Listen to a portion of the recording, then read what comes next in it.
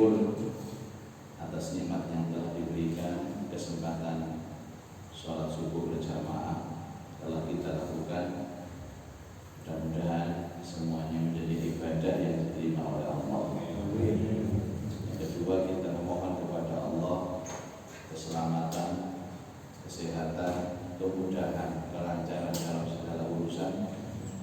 Lebih dari itu, hati kita selalu diberikan kelapangan oleh Allah.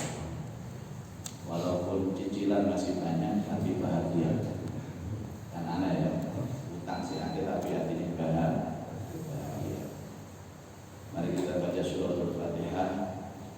Mudah-mudahan apa yang sudah kita maksudkan, kita cita-citakan dikabul oleh Allah. Al-Fatihah. Al-Fatihah.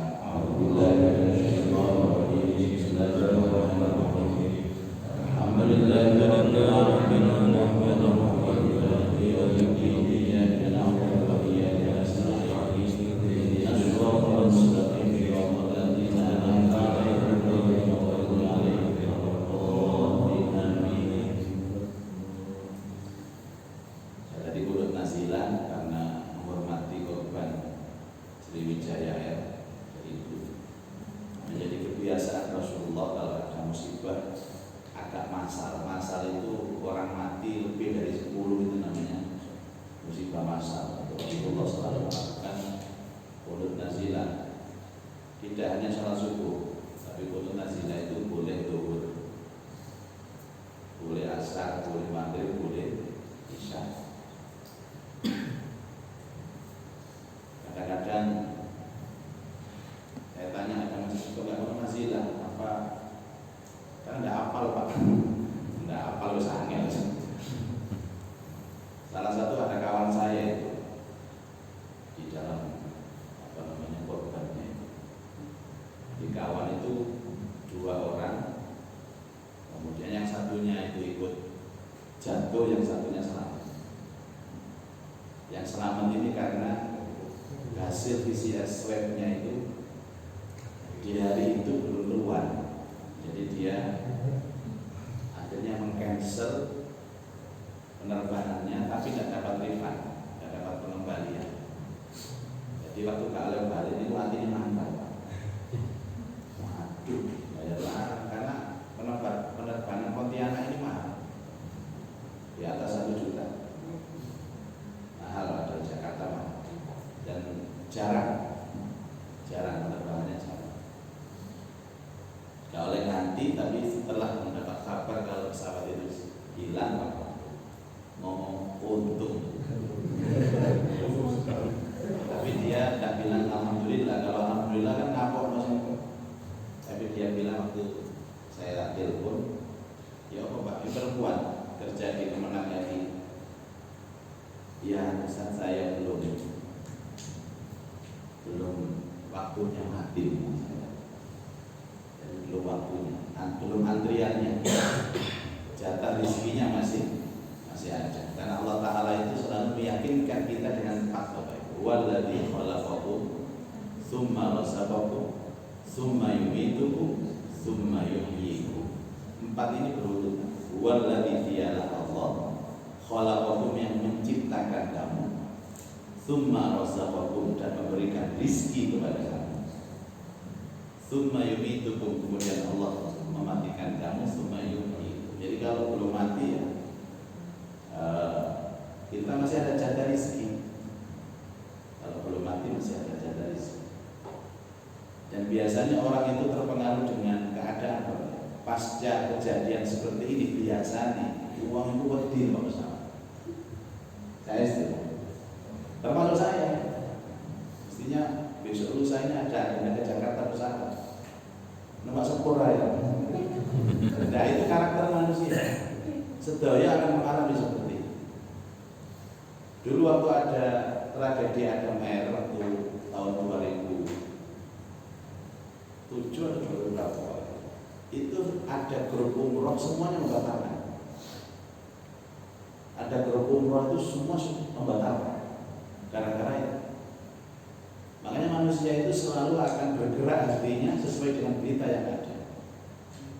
Dan berharap panjenengan nggak usah oke berita corona aman. Maka semakin kita baca berita, semakin tahu, maka semakin gelisah.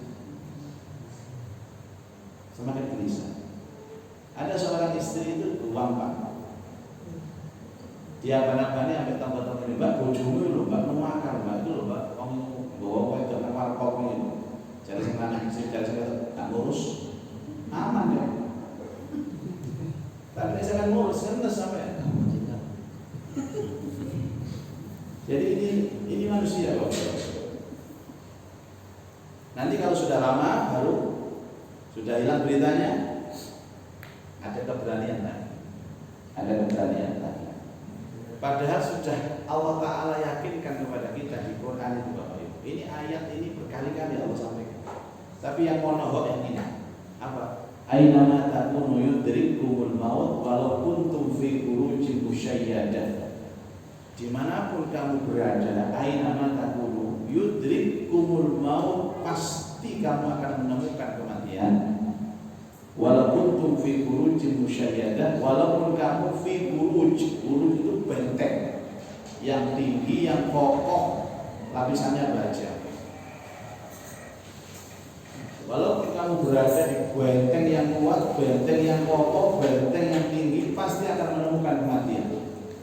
Ini kan ada statement apa Pak? Statement prokes namanya, protokol kesehatan. Yang intinya itu ojo keluyuran, ojo melayang. Stay at home. Apakah kemudian orang stay at home itu terhindar dari sakit? Ya nggak mesti. Atau mereka yang di rumah terus nggak mati? Saya punya kawan Pak. Kawan saya ini alirannya Jabariyah. Jabariyah itu harus nggak mereken ini. Yuwaya loro wae mati. Pulau salut sampai ini. Dan benar sampai tadi itu betul mati deh. Orang ampel sana, sholat ya tidak pernah protokol, masker ya nggak tahu ditaruh. Apalagi dia punya kawan yang ketat dengan protokol, dia pakai Mu'tazilah. Aliran Mu'tazilah itu aliran rasionalisme. Jadi protokol. Sing protokol ini mati banget. Oh sing nggak protokol tambah yakin, waduh berarti aku ini ya terserah. Makanya Rasulullah SAW selalu mengatakan, berikan kabar yang baik, basyiru. Dengarkan berita yang baik-baik saja. Ibu-ibu kalau rumah aibnya tetangga, ada di rumah teman-teman tinggal, Mbak mau acara ya Mbak? Mbak beritanya ini Mbak ini, kamu berdiri. Aku gak percaya, tak jadi bodoh. KPN dia lakukan kali. Jadi orang gelisah itu karena saya mau tanya, yang paling bagus baca Quran itu sehari berapa juz? Yang paling bagus menurut hadis 1 juz kan? Supaya setiap bulan bisa total. Apa tujuannya baca 1 juz? Agar hari-hari kita itu sibuk dengan baca Quran. Kalau sudah sibuk dengan baca Quran, maka tidak ada kesibukan lain. Orang itu kalau sibuk berbuat baik, Pak, dia lupa berbuat jahat. Kalau sibuk berbuat jahat, dia lupa berbuat baik. Zaman nek rajin maca Quran, sedina 3 juz, gak kok berngerasani, gak kok berkasut, gak kok berpikir sehingga enggak aman hatinya. Maka judulnya hidup itu apa? Ayo sibukkan dengan amal soleh. Dan tidak ada kesibukan yang paling dicintai Allah kecuali baca Quran.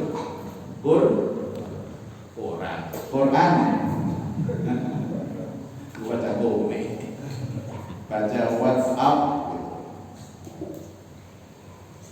Kalau dewe ini nek maca WA nopo tentang grup itu sampai Masya Allah. Mari subuh itu buka WA sampai subuh mana ini. Sementara Qurannya lupa.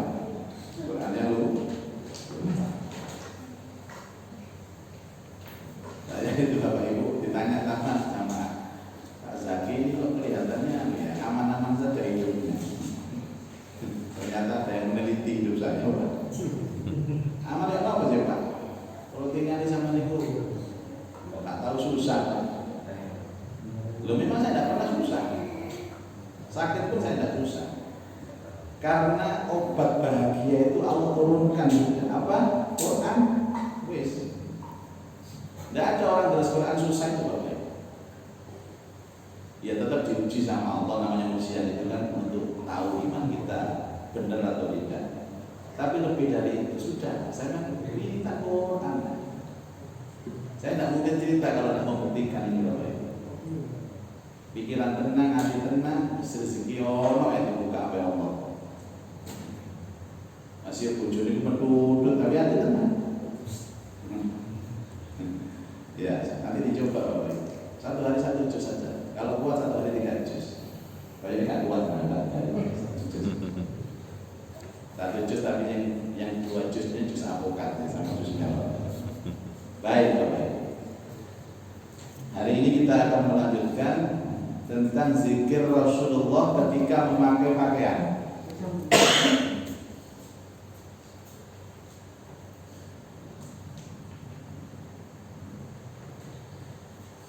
Bismillahirrahmanirrahim. Zikir Rasulullah ma yuqalu, apa yang diucapkan oleh Nabi ketika berpakaian. Pertama dianjurkan mengucapkan Bismillah.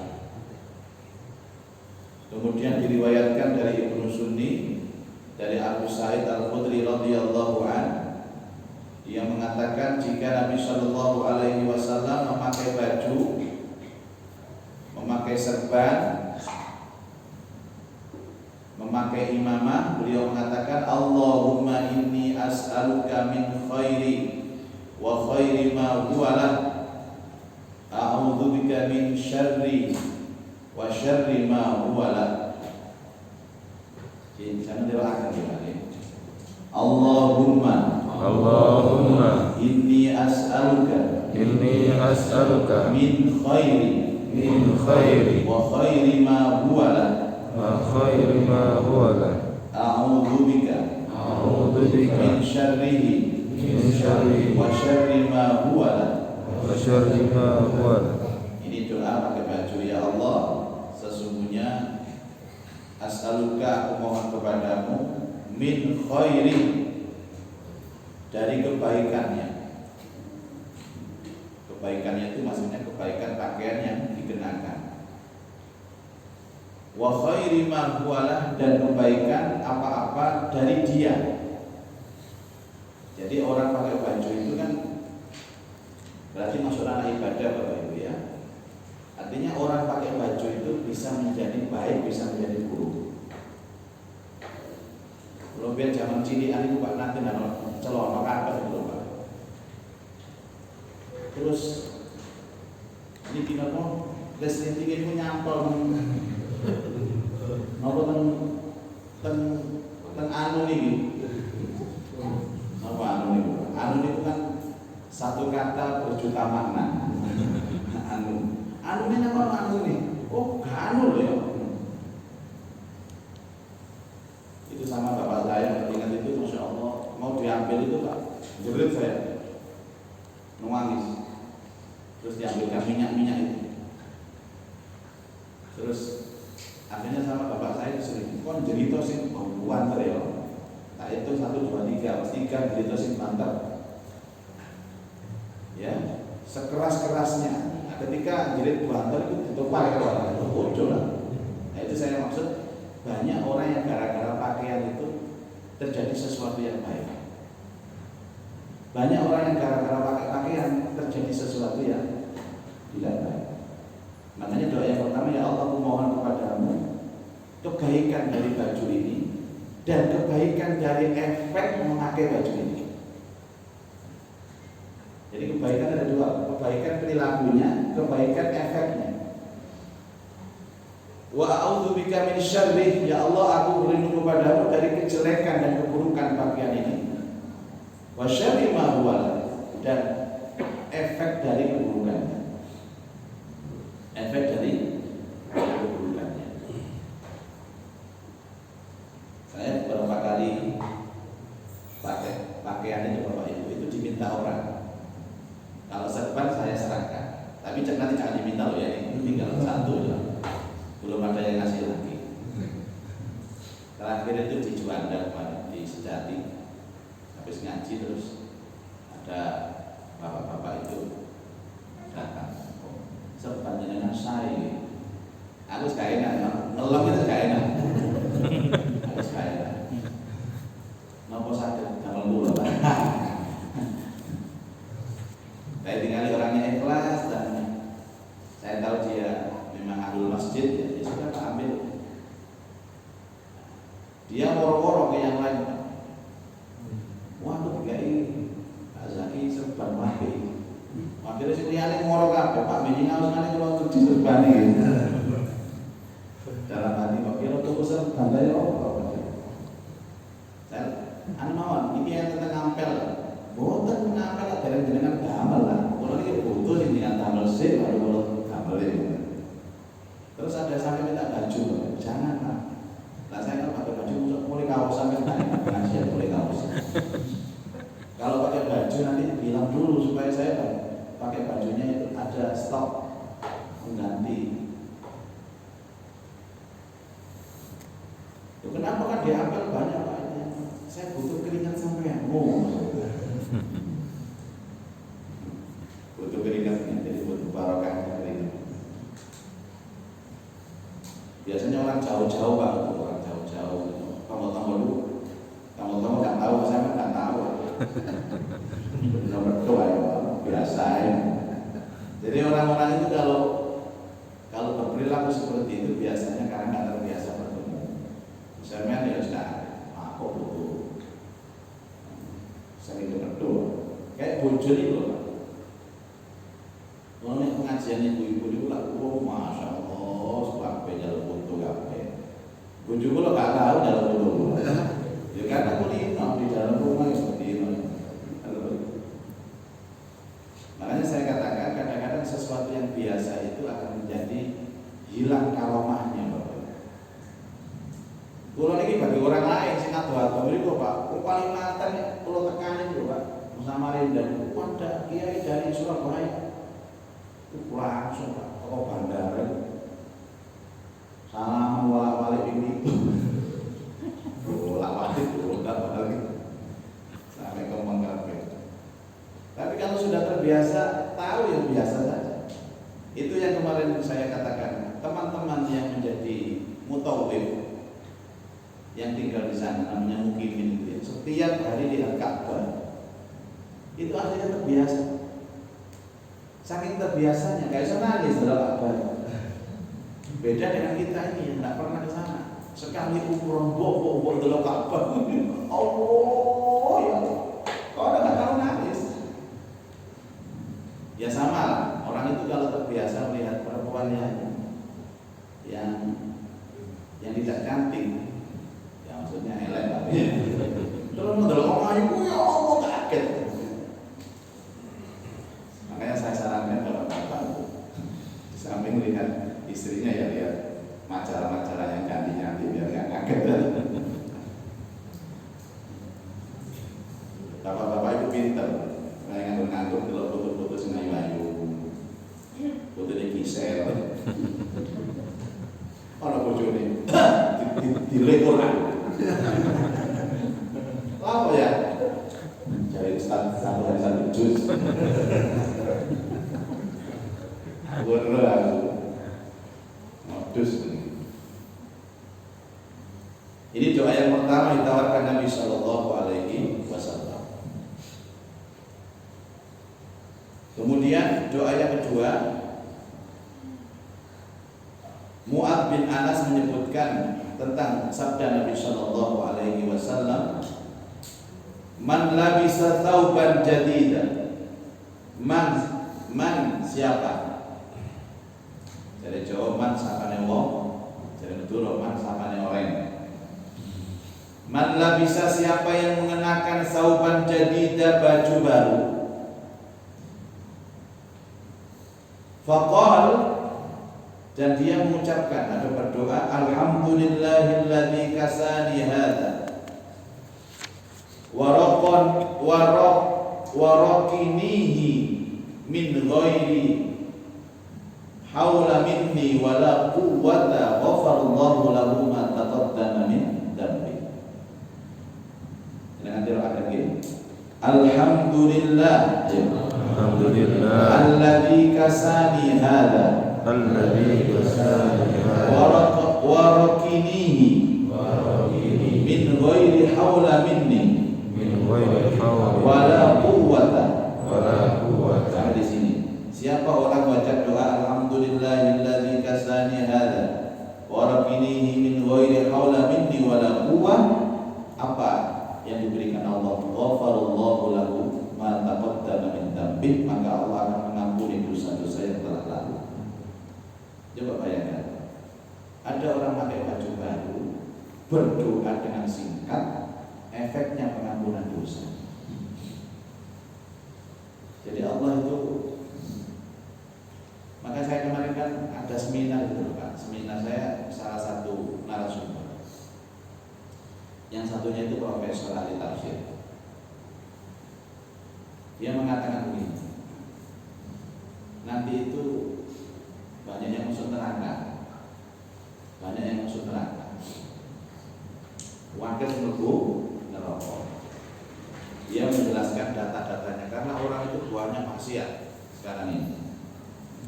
Dilihat banyak maksiat. Panjenengan yang melakukan embong, jadi kan yang melakukan embong, kira-kira itu kuota kata sing ngelakoni ibadah atau sing kata sing ngelakoni maksiat. Ya kalau sensus itu ya bener kata maksiat. Contoh praktek yang pasar mawon itu kata sing jujur atau kata sing bojo. Kata sing bojo. Rasulullah menyebutkan tempat yang paling banyak orang menipu itu pasar. Maksiat didik-didik ngoten. Misalnya barangnya ada orang cacate diwaras api. Oh ini saya ini. Pinten bu ibu, niki sedos itu. Mboten asal ketemu. Wah, kulaane mboten asal sama kulaane sewu ya. Nah, karena itu Pak Profesor mengatakan bahwa nanti banyak orang itu masuk neraka. Nah, ini saya bantah, kan boleh bantah. Sampai kan ada dalil. Beda pendapat itu biasa Bapak Ibu, yang penting dipertanggungjawabkan. Ada beda pendapat, ada beda pendapatan. Saya bilang tidak. Kalau menurut saya banyak yang masuk surga. Lalu bagaimana datanya? Memang banyak orang maksiat, banyak orang itu berdosa, banyak orang itu bujuk, banyak orang itu macam-macam. Ibu-ibu banyak mengubah aurat di jalan-jalan. Tapi Allah itu Maha Pengampun. Kecuali kalau Allah itu tidak ada sifat ghafur, neraka kabeh. Yes. Itulah makanya kita itu pede banget. Karena nggak usah bingung-bingung. Gini kalau mati itu yang mau ya Ustaz. Ya kalau nggak tahu mati kok. Aku. Yang penting jangan istighfar terus. Aman. Oh itu gaya kelambi. Pakai baju saja dengan berdoa itu efeknya pengampunan dosa. Ini pelajaran yang pertama. Bahkan saya mengatakan nanti neraka itu kosong. Neraka itu kosong Pak. Ya paling malah situ kalau Fir'aun. Karena kan Allah sudah nas di Al-Quran ini. Karena orang yang berbuat maksiat bertobat kepada Allah, diampuni dosa-dosa. Ya dengan wudhu itu tetesan air itu menjadi pengampunan dosa. Kalau tetesnya dari wajah, maka dosa wajah terampuni. Waktu basuh tangan, kitrah itu tetesan itu yang turun dari tangan terhapus dosa-dosa tangan. Makanya kan dimakruhkan kalau habis wudhu itu diusap, biarkan kering sendiri. Kalau bisa ada air yang jatuh dari situ, karena semakin banyak air yang jatuh itu menjadi pengampunan dosa. Nanti sholat pengampunan dosa. Panjenengan kalau jalan ke masjid, jalan kaki ya, itu juga pengampunan dosa. Ini sepeda motoran separuh. Karena habisnya tidak ada sepeda motoran begini. Pak ini melaku kafe. Di daerah ini nggak apa-apa, kecamatan Buli melaku ya lumayan. Panjenengan setelah sholat astagfirullahaladzim. Makanya kalau orang istighfar habis sudah dosa-dosa. Sedekah pengampunan dosa, baca Quran pengampunan dosa. Ketemu sesama muslim salaman pengampunan dosa. Semua. Ya benar manusia ini dablek itu benar Pak. Tapi Allah pengampunannya luar biasa. Makanya Rasulullah baca istighfar berapa kali? 100 kali. Jadi kan tahu yang paling disenangi Allah itu apa? Yang paling disenangi Allah itu apa? Kalau kita itu berdosa terus bertobat. Allah tidak pernah menyebutkan aku senang dengan orang yang bersih, aku senang dengan orang yang suci, aku senang dengan orang yang tidak pernah berbuat dosa. Tak tahu ngomong Allah Ta'ala. Aku senang kalau ada hambaku itu berdosa dan dia datang kepadaku minta ampun. Itu seperti gambaran dalam hadis. Ada orang itu mau pergi jauh, naik keledai, semua bekalnya ada di atas keledai. Suatu ketika di tengah perjalanan dia capek istirahat, tertidur di bawah pohon. Kemudian dia bangun, dia tidak melihat keledainya, alias apa? Hilang. Padahal di atas keledai itu seluruh perbekalannya. Dia apa rasanya? Susah. Dia cari kesana kemari tidak ketemu keledainya. Saking capeknya dia mencari keledai, tertidur lagi di bawah pohon. Tatkala dia bangun, dia melihat keledainya ada di hadapannya, lengkap dengan seluruh perbekalannya. Ia apa perasaannya? Senang, kata Rasulullah. Allah lebih suka, lebih senang daripada orang yang menemukan keledainya kembali ketika melihat kita bertobat kepada Allah. Terus kamu Pak jangan melirik-lirik apa? Jangan taubat. Ini di Ustaz dulu ya. Ibu kalian apa awak dhewe tengah embong? Ndak bisa Pak, kita ini mosok gawe apa jadi kacamata kuda, mboten saged. Wong kula niki lak kantor teng masjid ya. Ngono iki ono ae sing teko wingi ya Allah kula cerita nggih. Wong wedok wayu ya Pak. Beliau wangi ya Allah, kurus. Ya Allah, kene iki kantore nang masjid kan, dene kantore nang Pelabuhan Merak. Lalu kalau nggak ada fasilitas taubat itu ya apa? Wah, nek ngomongin lambe ya Allah, astagfirullah, astagfirullah.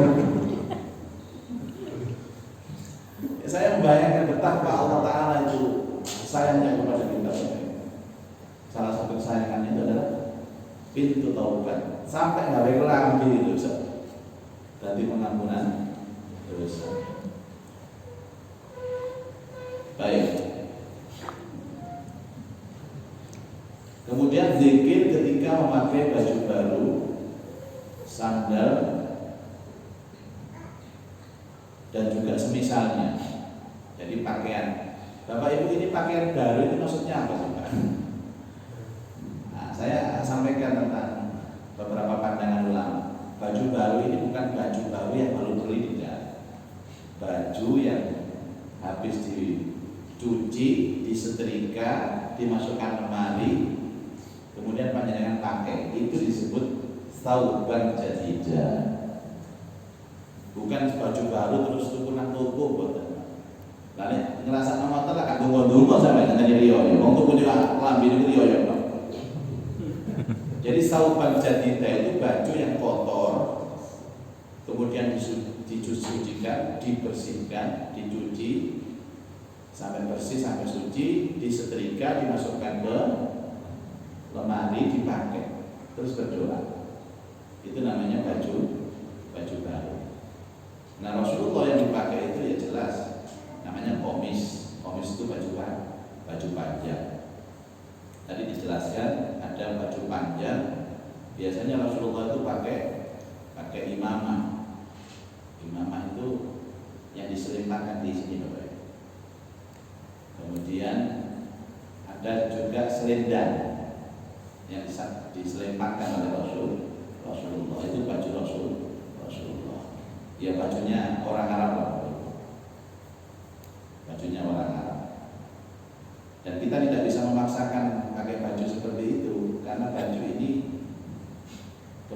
pada kebiasaan masing-masing. Intinya itu baju yang menutupi aurat. Aurat itu apa? Beda Bapak sama Ibu beda ya. Kalau Bapak lebih fleksibel, lebih aman. Baina surra wa rukba. Antaranya udel sama dengkul. Itu auratnya. Jadi selama Bapak itu kalau pakai sarung nutupi udel sampai dengkul wis aman. Nang kantor gawe koyo ngono ya aman. Cuman ya tak pantas. Nah, ibu-ibu ini yang agak ketat Bapak. Ibu-ibu itu harus tertutup semuanya kecuali wajah dan telapak tangan. Itu jika diyakini ada yang mahram. Makanya banyak yang salah paham ibu-ibu ini.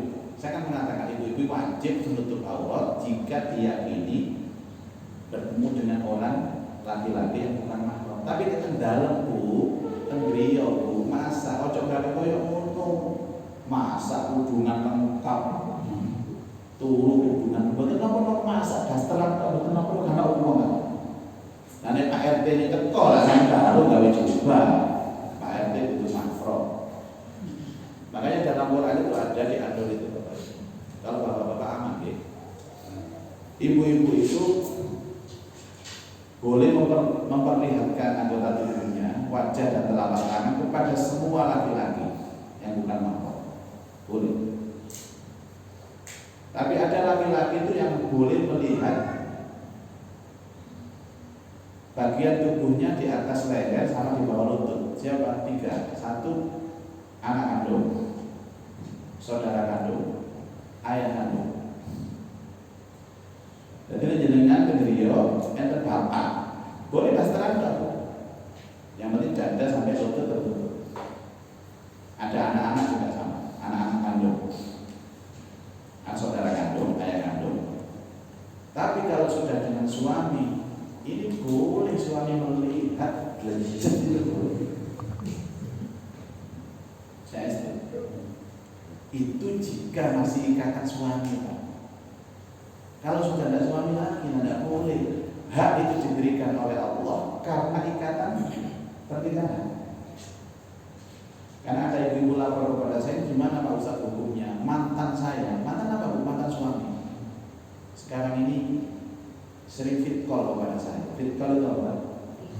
Video call itu Pak. Jadi kalau telepon kelihatan aja. Nah kalau fit call itu dia bilang begini, makanya tetap papa minta kalau fit call itu mama itu udah pakai baju ya. Oh enggak boleh Pak. Lu kan lewat video, enggak lewat langsung. Lu berdoa ya. Jadi dikira dia itu dulu boleh, sekarang enggak boleh. Protes. Dulu karena istrinya. Makanya mahalnya ikatan pernikahan itu kan begitu. Sampai kepada apa? Diperbolehkan seorang suami melihat seluruh lekuk tubuh istri mulai ujung rambut sampai ujung kaki. Ya. Karena ikatan pernikahan. Terus banyak ibu-ibu itu yang kadang-kadang teledor. Ada anak kecil yang belum balik, tapi kan dia sudah mengerti. Dia sudah mengerti Bapak Ibu. Terus telanjang di depan anaknya itu tak boleh. Di depan anaknya ditutupi, auratnya ditutupi ya, dada sampai lutut. Kalau nggak ditutupi nanti kelihatan. Dan anaknya mesti tanya, itu apa Man? Yang mana? Ya itu yang dua itu. Oh ini kamu dulu ya di sini anunya minumnya di sini dulu. Kan bingung menjelaskan itu Pak. Oh jadi aku dulu minum di sini. Iya kamu mungkinnya di sini minumnya. Lah terus ayah di mana minumnya? Ya di sini juga.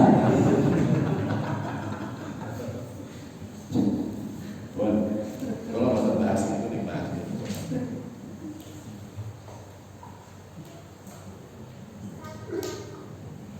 Diriwayatkan dalam hadis oleh Abu Dawud, Tirmidzi dan Nasa'i dari Abu Sa'id Al-Khudri bahwa apabila Nabi Shallallahu Alaihi Wasallam memakai baju, kemudian beliau berdoa, Allah Allahumma lakal hamdu anta kasautanihi as'aluka khairahu wa khaira ma suni'a lahu wa a'udzu bika min syarrihi wa syarri ma suni'a lahu.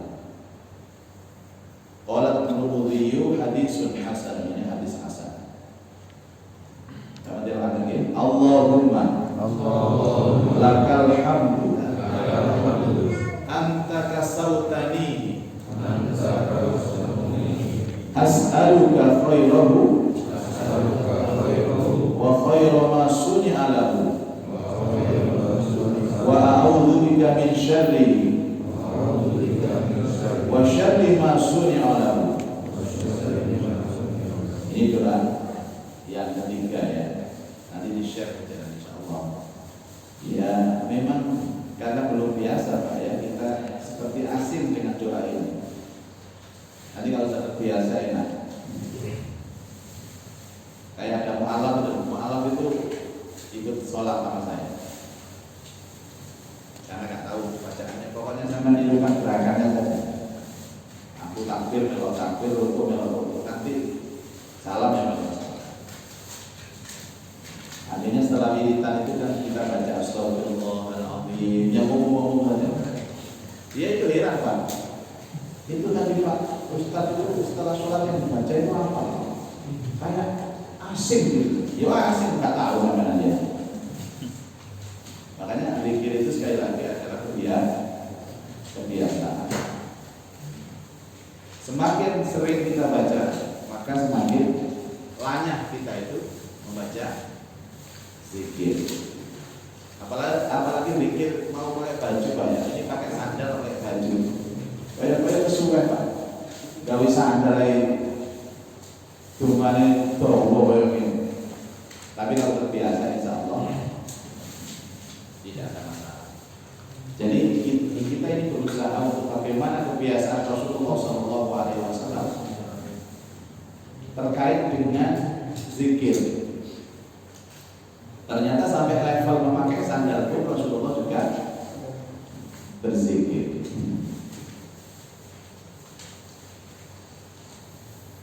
Ini masih ada dua doa lagi Bapak Ibu. Insyaallah kita lanjutkan dalam pertemuan yang akan datang. Pakaian dulu mulailah. Saya mengapa nih kau dulu sing kula sebutaken itu sing napa Pak? Bismillah. Allahumma.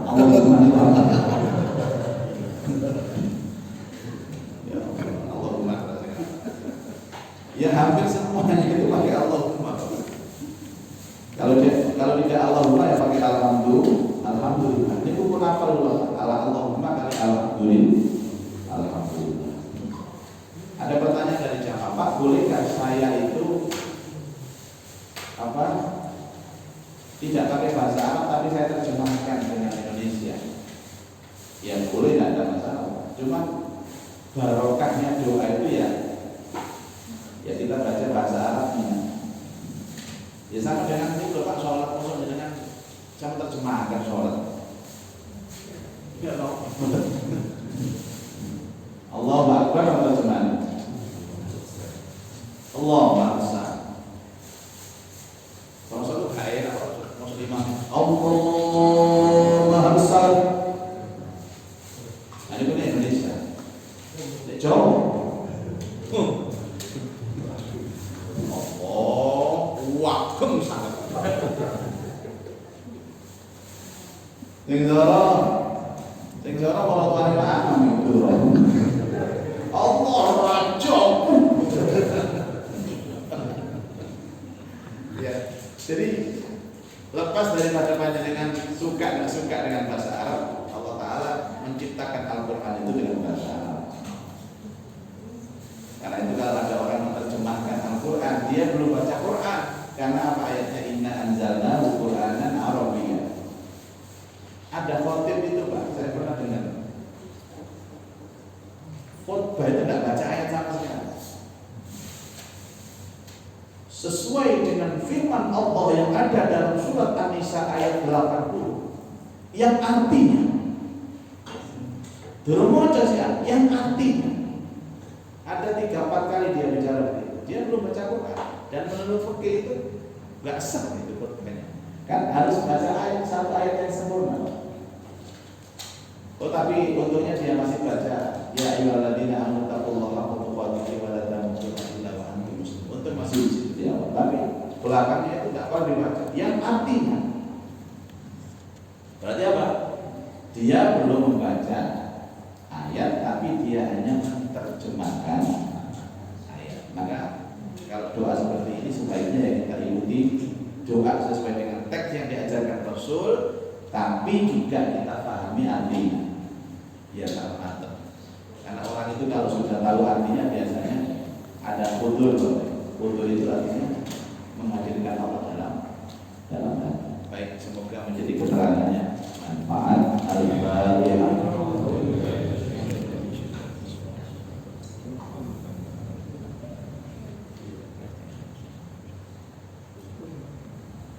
A'udzubillahi minasyaitonir rajim. Bismillahirrahmanirrahim. Alhamdulillahirabbil alamin. Allahumma shalli ala sayyidina Muhammad wa ala alihi wa sahbihi ajmain.